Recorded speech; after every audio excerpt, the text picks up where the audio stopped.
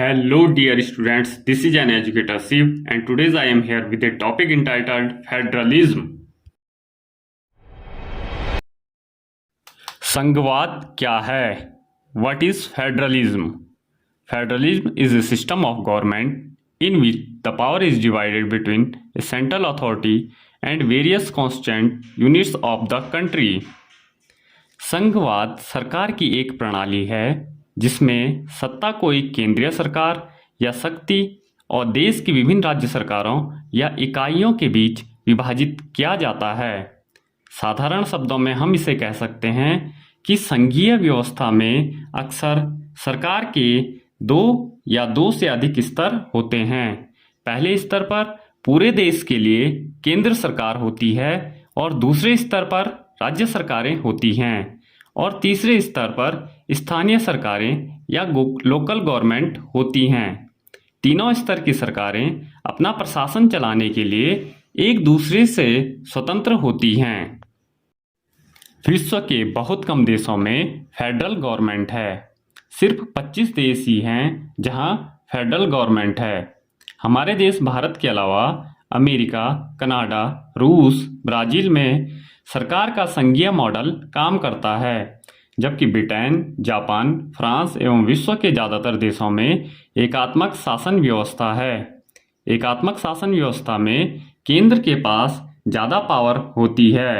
America विश्व में पहला और प्राचीनतम संघीय शक्ति वाला देश है। वहीं भारत की संघीय व्यवस्था कनाडाई मॉडल पर आधारित है। भारतीय संघवाद न तो पूरी तरह से संघात्मक है और न पूरी तरह से एकात्मक है। इस वजह से भारतीय संघवाद को अर्धसंघीय भी कहा जाता है।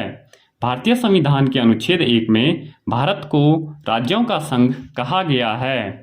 भारत की संघीय प्रणाली के पीछे दो वजह हैं। पहला है देश का बड़ा आकार और दूसरा है सामाजिक सांस्कृतिक विविधता। संविधान निर्माताओं का मानना था कि संघीय व्यवस्था से न केवल सरकार की शक्ति बढ़ेगी बल्कि क्षेत्रीय स्वायत्तता और राष्ट्रीय एकता में भी इजाफा होगा। संघीय शासन व्यवस्था या फेडरल सिस्टम में कई जगह सेंट्रल गवर्नमेंट को ज़्यादा पावर रहती है और कई जगह स्टेट गवर्नमेंट को ज़्यादा पावर होती है, जिसकी वजह से अलग अलग देशों में हमें अलग अलग फेडरल सिस्टम दिखता है। इसको समझने के लिए ऑस्ट्रेलिया और इंडिया का एग्जाम्पल लेते हैं। ये दोनों देश ब्रिटेन की कॉलोनी यानी उपनिवेश थे। ऑस्ट्रेलिया को भारत से थोड़ा टाइम पहले ही इंडिपेंडेंट मिलती है। हमारे देश भारत को जब स्वतंत्रता मिलती है उस समय अंग्रेजों ने भारत को डिवाइड कर दिया था। सेम उन्होंने ऑस्ट्रेलिया के साथ भी ऐसा ही किया था। जब वहाँ से अंग्रेज गए तो ऑस्ट्रेलिया 6 स्टेट में बंटा हुआ था। अगर ये स्टेट चाहते तो अपनी अपनी अलग अलग कंट्री हो सकते थे, लेकिन इन्होंने डिसाइड किया कि हम एक साथ आकर एक यूनियन बनाएंगे, ऑस्ट्रेलिया।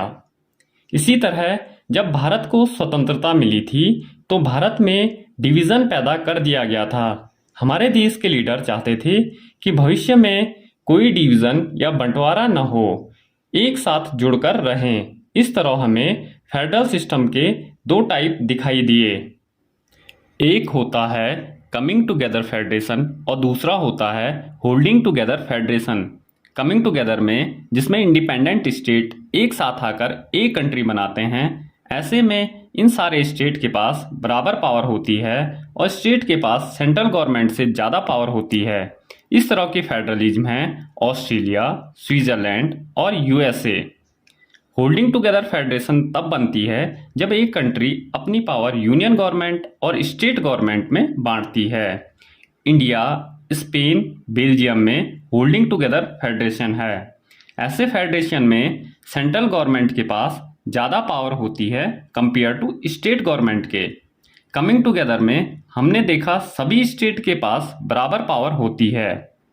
तो क्या होल्डिंग टुगेदर में स्टेट के पास बराबर पावर नहीं होती?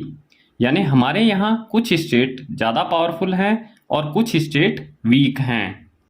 Let's see, do you know very well, आपने कुछ साल पहले जम्मू कश्मीर राज्य का विवाद देखा होगा। जम्मू कश्मीर को स्पेशल स्टेट का दर्जा आर्टिकल 370 में मिला हुआ था, लेकिन 2019 में हटा दिया गया था।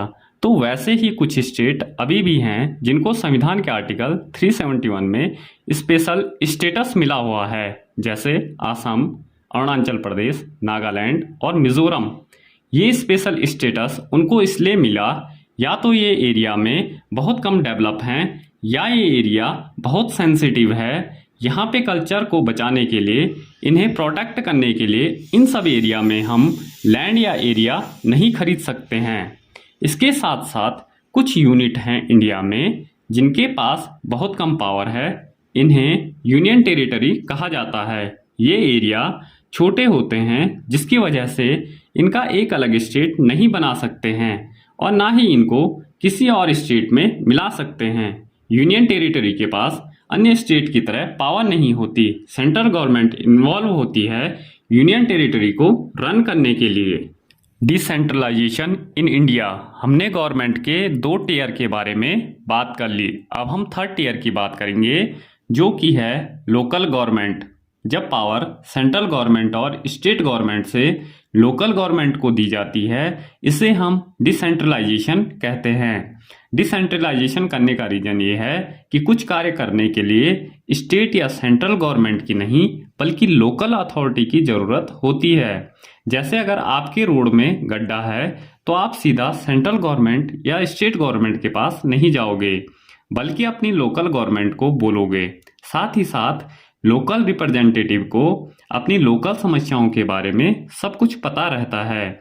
वास्तव में डेमोक्रेसी यानी लोकतंत्र का महत्व तभी है जब लोगों का व्यू सामने आए।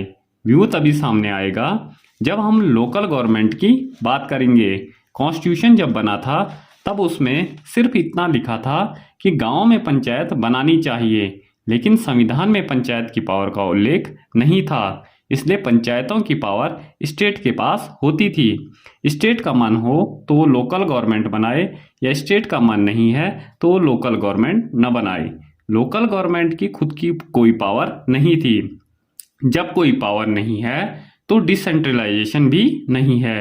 डिसेंट्रलाइजेशन के लिए सबसे बड़ा कदम उठाया गया 1992 ईस्वी में, जब 73वां कॉन्स्टिट्यूशन अमेंडमेंट किया गया और लोकल गवर्नमेंट की पावर को कॉन्स्टिट्यूशन में लिखा गया। इस कॉन्स्टिट्यूशन अमेंडमेंट यानी संविधान संशोधन के बाद काफ़ी परिवर्तन आए। नंबर 1, जो स्टेट गवर्नमेंट के पास पावर थी लोकल गवर्नमेंट को लेके कि स्टेट गवर्नमेंट चाहे तो इलेक्शन करवाए या न करवाए, उसकी जगह ये जरूरी हो गया कि लोकल गवर्नमेंट के इलेक्शन करवाने जरूरी हैं और उसके लिए एक स्टेट इलेक्शन कमीशन बनाया गया। नंबर 2, इन लोकल बॉडीज़ में शेड्यूल कास्ट, शेड्यूल ट्राइब और अदर बैकवर्ड क्लासेस के लिए सीट रिजर्व्ड कर दी गई थी। नंबर 3, इन सीटों में 1/3 सीटें वुमन के लिए रिजर्व कर दी गई। नंबर 4, इन स्टेट गवर्नमेंट को अपनी कुछ पावर और रेवेन्यू ही लोकल गवर्नमेंट से शेयर करना होगा। कितना शेयर करना होगा ये अलग अलग स्टेट में अलग अलग है। Features of federal system. संघीय प्रणाली की विशेषताएं। नंबर 1, देयर आर 2 और मोर लेवल्स ऑफ गवर्नमेंट, यानी सरकार के 2 या 2 से अधिक लेवल होते हैं। हमारे देश इंडिया का जब संविधान बनकर तैयार हुआ था तब हमारे यहाँ गवर्नमेंट के 2 टीयर थे, एक था सेंट्रल गवर्नमेंट और दूसरा था स्टेट गवर्नमेंट। बाद में कॉन्स्टिट्यूशन अमेंडमेंट यानी संविधान संशोधन किया और हमने गवर्नमेंट का तीसरा लेवल बनाया जो था लोकल गवर्नमेंट।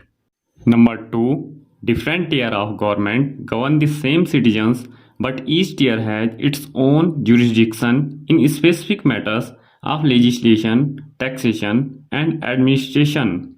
सरकार के विभिन्न स्तर एक ही नागरिक पर शासन करते हैं, लेकिन कानून, कराधान और प्रशासन के विशिष्ट मामलों में प्रत्येक स्तर का अपना अधिकार क्षेत्र होता है। इसका मतलब है, सपोज आप उत्तराखंड में रहते हो तो आपको कौन कौन गवर्न करेगा? पहला तो सेंट्रल गवर्नमेंट, दूसरा आपकी स्टेट गवर्नमेंट और तीसरा आपकी लोकल गवर्नमेंट गवर्न करेगी। Number 3, the jurisdiction of the respective levels or tiers of government are specified in the Constitution. सरकार के संबंधित स्तरों या स्तरों के अधिकार क्षेत्र को संविधान में निर्दिष्ट किया गया है। तीनों लेवल की सरकार के क्या कार्य हैं, संविधान में बताया गया है। हमारे यहाँ संविधान में 3 लिस्ट दी गई हैं। पहली लिस्ट है यूनियन लिस्ट यानी संघ सूची। इसमें वे कार्य हैं जिनको यूनियन गवर्नमेंट यानी संघ सरकार ही करेगी। जो काम देश के लिए अति महत्वपूर्ण है, जैसे देश की सुरक्षा, विदेश मामले, बैंकिंग, कम्युनिकेशन, करेंसी और भी महत्वपूर्ण कार्य जिनके लिए पूरे देश में सेम लॉ हो, इसलिए इन पर कानून यूनियन गवर्नमेंट ही बनाती है। दूसरी लिस्ट है स्टेट लिस्ट यानी राज्य सूची। इसमें वे कार्य या विभाग हैं जिन पर ध्यान स्टेट गवर्नमेंट देगी, जैसे पुलिस, इरिगेशन, लोकल गवर्नमेंट आदि।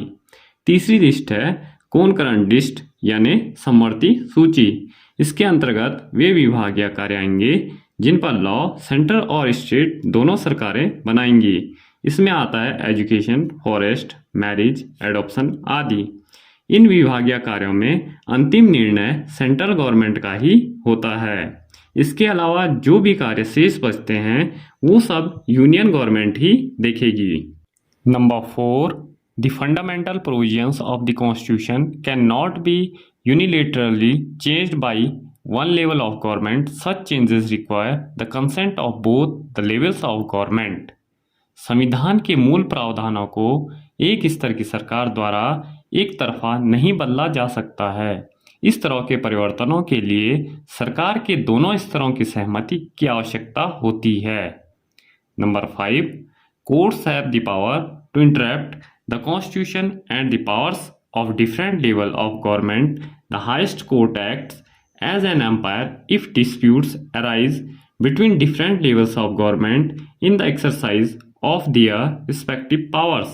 न्यायालयों के पास संविधान और सरकार के विभिन्न स्तरों की शक्तियों को बाधित करने की शक्ति है।